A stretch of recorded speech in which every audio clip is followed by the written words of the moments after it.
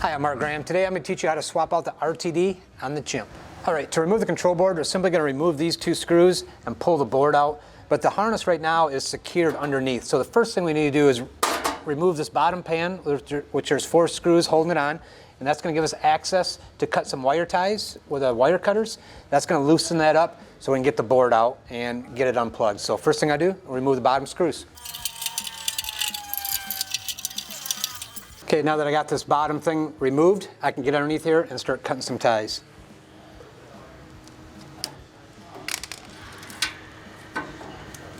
Alright, so we remove the bottom panel. We cut the wire ties that are securing the wires to give us some slack. So next thing to do here is just to remove the 2 screws, holding the control board on.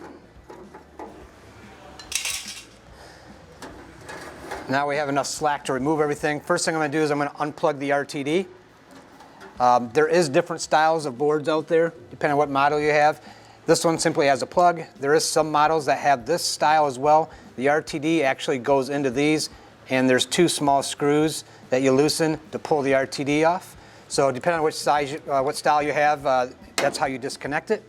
The plugs are the same. You simply pull them out and just start unplugging them. And there's board removal. Easy as that.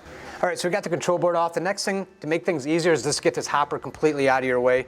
8 screws, the whole thing comes right off. As you take your last screw, I like to put my knee or something underneath it, make sure it doesn't fall. So there's going to be 4 screws in here. There's going to be 2 here, 2 on the back, and this thing will lift right off, giving you full access. So I'm going to start by getting a couple of these in the inside. Be careful not to drop these in the auger. This makes life a little bit harder for you.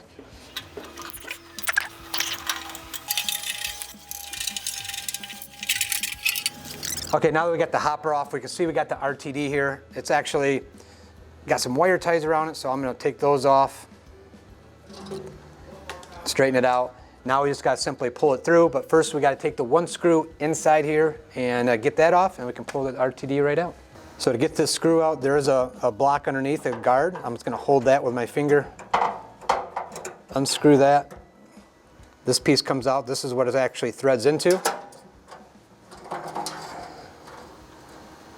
And I'm going to slide the whole thing out. And here's your RTD. All right, to put the RTD back in, so you got your new RTD, we're going to slide it through the guard.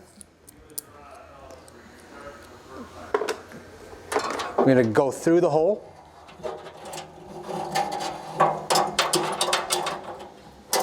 Route this through the barrel.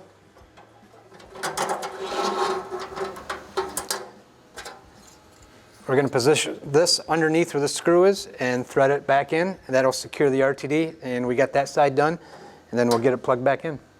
Alright, so I got the new RTD installed, so now it's time to put the hopper back on and secure with the 2 screws here, 2 screws here, and the 4 screws in the middle.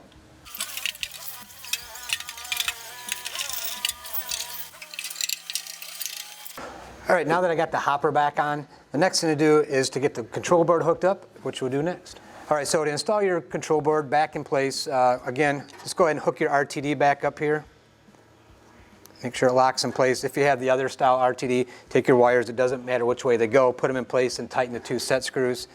And then we're just going to start plugging components in. So the first one is our purple. That's going to be your 2 braided wires, which is your igniter. Next one here is green. That's going to be your auger. Next one is yellow. That's going to be the purple. And of course, black and white is going to be your power, which we'll plug inside to the black and white. Once we get that plugged in, now it's a matter of putting these wires back down in here, and we're going to secure from underneath.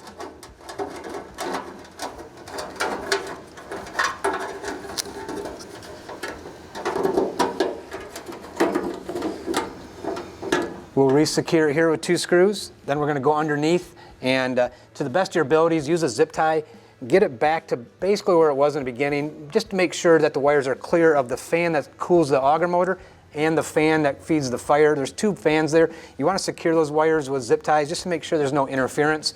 And once you get those things secured, put your bottom pan on and you're good to go.